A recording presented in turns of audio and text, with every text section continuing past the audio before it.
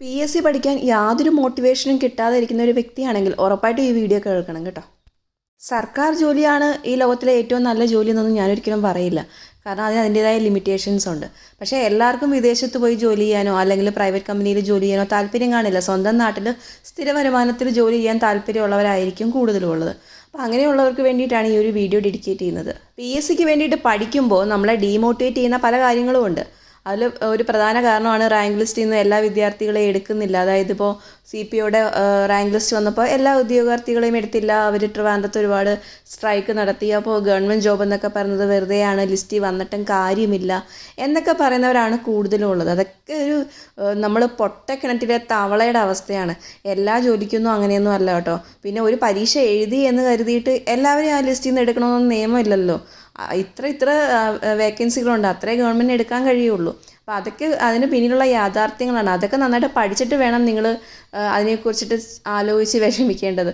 അല്ലാതെ ഒരിക്കലും ന്യൂസ് കണ്ടിട്ടോ ഒന്നും ഒരിക്കലും വിഷമിക്കാൻ പാടില്ല. നിങ്ങൾക്ക് അർഹതപ്പെട്ട ജോലിയാണ്, അല്ലെങ്കിൽ ഗവൺമെൻറ് ഇത്രയും വേക്കൻസി പറഞ്ഞിട്ടുണ്ടെങ്കിൽ ഉറപ്പായിട്ടും നിങ്ങൾ ആ ലിസ്റ്റിൽ വന്നാൽ നിങ്ങളെ എടുത്തിരിക്കും. അല്ലാതെ നിങ്ങൾ ലിസ്റ്റ് എവിടെയെങ്കിലുമൊക്കെ പോയിട്ട് എന്നെ എടുത്തില്ല എന്ന് കരുതിയിട്ട് കാര്യമില്ല. മറ്റൊരു കാര്യം, PSC പരീക്ഷകൾ ബുദ്ധിമുട്ടുള്ളതാവുക എന്നുള്ളതാണ് അല്ലേ. ഇപ്പോൾ തന്നെ സെക്രട്ടേറിയറ്റ് അസിസ്റ്റൻറ്റ് പ്രിലിം നടന്നപ്പോൾ കുറച്ച് ടഫാണെന്ന് പറഞ്ഞിട്ട് ഒരുപാട് കമൻസ് കണ്ടിരുന്നു. അപ്പോൾ നിങ്ങൾ ഒരുപാട് പഠിച്ച് പോയിട്ടുണ്ടാവും, പക്ഷേ എക്സാം ടഫാകുമ്പോൾ നിങ്ങൾ സ്വാഭാവികമായിട്ടും നിരാശരാവാറുണ്ട്.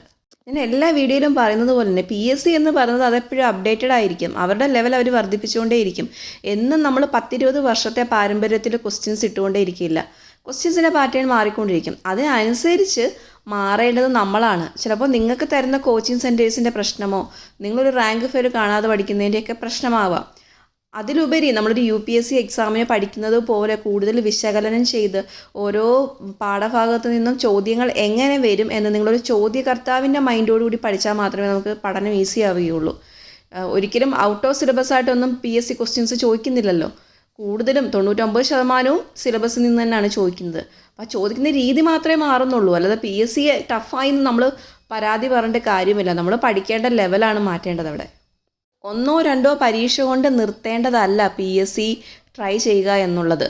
നിങ്ങൾ PSCക്ക് വേണ്ടിയിട്ട് അല്ലെങ്കിൽ സർക്കാർ ജോലിക്ക് വേണ്ടിയിട്ട് കാര്യമായിട്ട് ശ്രമിക്കുന്നവരാണെങ്കിൽ കിട്ടുന്ന കാലം വരെ PSC എഴുതാൻ നിങ്ങൾ തയ്യാറായേ പറ്റുകയുള്ളൂ. നിങ്ങൾ ആദ്യത്തെ എക്സാമിൽ തന്നെ PSC എഴുതി നേടും അല്ലെങ്കിൽ ടോപ്പ് റാങ്ക് നേടും എന്ന ഒരു ശുഭാപ്തി വിശ്വാസത്തോടെ പഠിക്കണം. പക്ഷേ കിട്ടിയില്ല എന്ന് കരുതിയിട്ട് ഒരിക്കലും അത് അവിടെ നിർത്തിപ്പോവരുത്. നിങ്ങളിനി പ്രൈവറ്റ് ജോബിന് കയറിയാൽ പോലും നിങ്ങൾ എന്ത് ചെയ്യണം, ഈ പഠനം കണ്ടിന്യൂ ചെയ്ത് പോകണം. നിങ്ങൾക്ക് ഏജ് ഓവർ ആകുന്നതിന് മുമ്പ് എന്തായാലും ജോലി കിട്ടിയിരിക്കണം. ആ രീതിയിലുള്ള പഠനത്തിലേക്ക് പോവുക. PSCക്ക് പഠിക്കുമ്പോൾ നമ്മളെ കളിയാക്കാൻ 100 പേരുണ്ടാവും. വീട്ടിൽ നിന്ന് നാട്ടുകാരിൽ നിന്നൊക്കെ ഇൻസൾട്ട് ഉണ്ടാവും. ഒരു പണിക്കും പോകാതിരുന്ന് എപ്പോഴും ബുക്കും വെച്ചിട്ടിരിക്കുകയാണ്, എന്നിട്ട് കിട്ടുന്നില്ലല്ലോ, ഈ പരീക്ഷ പോലും കിട്ടുന്നില്ലല്ലോ എന്ന് കളിയാക്കുന്നവരായിരിക്കും കൂടുതലും ഉള്ളത് അല്ലേ. പോകാൻ പറയുക. നമ്മുടെ ജീവിതം നോക്കുന്നത് നമ്മളാണ്. കളിയാക്കുന്നവരൊന്നും നാളെ നമുക്ക് ബുദ്ധിമുട്ട് വരുമ്പോൾ നമ്മുടെ കൂടെ ഉണ്ടാവില്ല. നമ്മുടെ കയ്യിൽ ക്യാഷ് ഉണ്ടെങ്കിൽ ക്യാഷ് ചോദിക്കാൻ ഒരുപാട് പേരുണ്ടാവും. പക്ഷേ നമുക്കൊരു ബുദ്ധിമുട്ട് വരുമ്പം നമുക്ക് പൈസ ചോദിക്കാൻ ആരും ഉണ്ടാവില്ല. നമ്മളെ ഹെൽപ്പ് ചെയ്യാൻ ഈ കളിയാക്കുന്നവരൊന്നും ഉണ്ടാവില്ല. അതുകൊണ്ട് തന്നെ കളിയാക്കലുകളോ ഇൻസൾട്ടോ ഒന്നും നിങ്ങൾ മൈൻഡ് ചെയ്യരുത്. നിങ്ങൾക്കൊരു ലൈഫേ ഉള്ളൂ. ആ ലൈഫിൽ നിങ്ങൾക്ക് സെറ്റിലാവണം. അതിന് നല്ലൊരു ജോലി വേണം. അതിന് വേണ്ടിയിട്ട് ആര് ഇൻസൾട്ട് ചെയ്താലും നന്നായിട്ട് പഠിക്കുമെന്ന് ദൃഢനിശ്ചയം എടുക്കുക. മറ്റൊരു പരാതി എപ്പോഴും പഠിക്കാൻ സമയമില്ല എന്നുള്ള ഒരു പരാതിയാണ് കൂടുതലും കേൾക്കാറുള്ളത്. അത് കൂടുതലും ഗേൾസാണ് പറയുന്നത്. അപ്പോൾ അതിനെക്കുറിച്ചൊക്കെ കുറേ വീഡിയോസ് ചെയ്തിട്ടുണ്ട്, വീട്ടമ്മമാരുടെ എങ്ങനെ പഠിക്കണം എന്നതിനെക്കുറിച്ചൊക്കെ. അതൊക്കെ വെറും എക്സ്ക്യൂസസ് മാത്രമാണ്. സമയം ഇല്ല എന്ന് പറയുന്നത്. 24 മണിക്കൂറിൽ 6 മണിക്കൂർ ഉറങ്ങിയാൽ പോലും ബാക്കിയുള്ള സമയം മുഴുവൻ നിങ്ങൾ വീട്ടിലെ ജോലിയോ അല്ലെങ്കിൽ മറ്റു ജോലികളൊന്നും ചെയ്യല്ലല്ലോ. നിങ്ങൾക്ക് സമയം കണ്ടെത്താൻ കഴിയും. അപ്പോൾ അതിനെക്കുറിച്ചൊക്കെ നമ്മൾ ഓൾറെഡി വീഡിയോ ചെയ്തിട്ടുണ്ട്, കൂടുതൽ പറയുന്നില്ല. ലാസ്റ്റുള്ള കാര്യം പറയാനുള്ളത് മടിയാണ് അല്ലേ.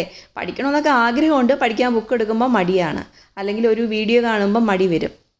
അങ്ങനെയുള്ളവരുടെ അടുത്ത് നമുക്ക് കൂടുതലൊന്നും പറയാനില്ല. നിങ്ങളുടെ കംഫർട്ട് സോണിൽ ഇരിക്കുന്ന ആളുകളുടെ അടുത്ത് എന്ത് പറയാനാണ്. നിങ്ങൾക്കിപ്പോൾ ഫുഡുണ്ട്, വസ്ത്രങ്ങളുണ്ട്, പൈസയുണ്ട്, എല്ലാം നിങ്ങളുടെ മുമ്പിലേക്ക് തരാൻ നിങ്ങൾക്ക് പേരൻസ് ഉണ്ട്. എന്തുകൊണ്ടാണ് ആ പേരൻസ് നിങ്ങളെ ഇങ്ങനെ ട്രീറ്റ് ചെയ്യുന്നത്? നിങ്ങൾക്ക് വേണ്ടുന്ന എല്ലാം വാങ്ങിച്ചു തന്ന് നിങ്ങളെ ട്രീറ്റ് ചെയ്യുന്നത് എന്തുകൊണ്ടാവും? പേരൻസോ ഹസ്ബൻഡോ ആരെങ്കിലും ആയിക്കോട്ടെ, എന്തുകൊണ്ടാവും? നാളെ നിങ്ങളിലൊരു പ്രതീക്ഷ ഉള്ളത് കൊണ്ടല്ലേ. നാളെ നിങ്ങളൊരു ജോലി വാങ്ങിച്ച് അവരെ സംരക്ഷിക്കും എന്നുള്ളൊരു പ്രതീക്ഷ ഉള്ളത് കൊണ്ടാണ് നിങ്ങളെ അവർ സംരക്ഷിക്കുന്നത്. മാത്രവുമല്ല നിങ്ങളോടുള്ള അടങ്ങാത്ത സ്നേഹവും അവർക്കുണ്ടാവും. പക്ഷെ നിങ്ങൾ തിരിച്ചെന്താണ് കാണിക്കുന്നത്? അവരെ മാക്സിമം യൂസ് ചെയ്യുകയാണ്. അവർ നിങ്ങൾക്ക് തരുന്ന ദാനങ്ങൾ മുഴുവൻ, ദാനം എന്ന് തന്നെ പറയണം, അവർ നിങ്ങൾക്ക് തരുന്ന ദാനങ്ങൾ മുഴുവൻ യൂസ് ചെയ്ത് നിങ്ങളൊരു കംഫർട്ട് സോണിൽ ഇരിക്കുകയാണ്. നിങ്ങളുടെ പേരൻസിനോട് നിങ്ങൾക്ക് നല്ലൊരു സ്നേഹവും ആത്മാർത്ഥതയും ഉണ്ടെങ്കിൽ ഉറപ്പായിട്ടും നിങ്ങൾ പഠിക്കുക, പഠിച്ച് ജോലി വാങ്ങിച്ചിട്ട് അവരെ നോക്കുക എന്നുള്ളതാണ്. നിങ്ങളൊന്ന് ശ്രദ്ധിച്ച് നോക്കൂ, നിങ്ങളുടെ പേരൻസ് വെറുതെ ഇരിക്കുന്നുണ്ടോ?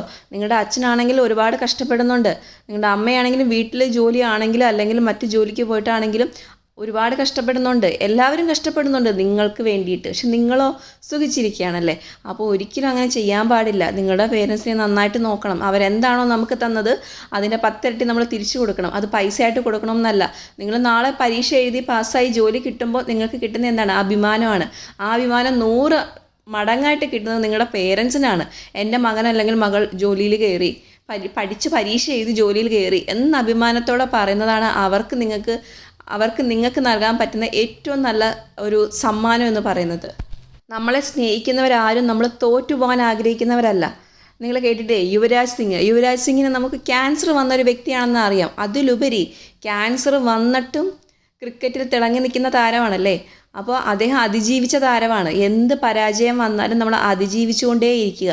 അതുതന്നെയാണ് പഠനത്തിലും വേണ്ടത്. നിങ്ങൾക്ക് എന്ത് ബുദ്ധിമുട്ടുകൾ കാണും, ജീവിത സാഹചര്യങ്ങൾ നല്ലതായിരിക്കത്തില്ല, സാരമില്ല, പഠിക്കുന്നതിനൊരു കുഴപ്പമില്ലല്ലോ. അത് മൈൻഡ് സെറ്റാക്കി കഴിഞ്ഞ് കഴിഞ്ഞാൽ, അല്ലെങ്കിൽ മൈൻഡ് കുറച്ച് കൂളാക്കി വെച്ച് കഴിഞ്ഞാൽ ഒരു 2 മണിക്കൂറെങ്കിലും നമുക്ക് പഠിക്കാൻ കഴിയുമല്ലോ. അത്രയും മതി. ആ 2 മണിക്കൂർ നിങ്ങൾ ക്വാളിറ്റി ടൈമായിട്ട് യൂസ് ചെയ്യുക. ആ ടൈമിൽ ഫോണോ മറ്റോ കാര്യങ്ങളോ മറ്റു ചിന്തകളോ വരാൻ പാടില്ല. നന്നായിട്ട് പഠിക്കുക. ഡെയിലി ഒരു 2 മണിക്കൂറെങ്കിലും നിങ്ങളൊന്ന് മാറ്റി വെച്ച് നോക്കൂ. ലൈഫിൽ ഒരുപാട് ചേഞ്ചസ് വരും. PSC പഠിക്കുന്ന വിദ്യാർത്ഥികൾക്ക് വേണ്ടിയിട്ട് ഡെയിലി ഒരു മോട്ടിവേഷൻ എന്നുള്ള രീതിയിൽ നമ്മളൊരു ടെലിഗ്രാം ചാനൽ തുടങ്ങാൻ ആഗ്രഹിക്കുന്നുണ്ട്. അതിൽ ജോയിൻ ചെയ്യാൻ താല്പര്യമുള്ളവർ കമൻറ്റ് ചെയ്യുക. Thank you.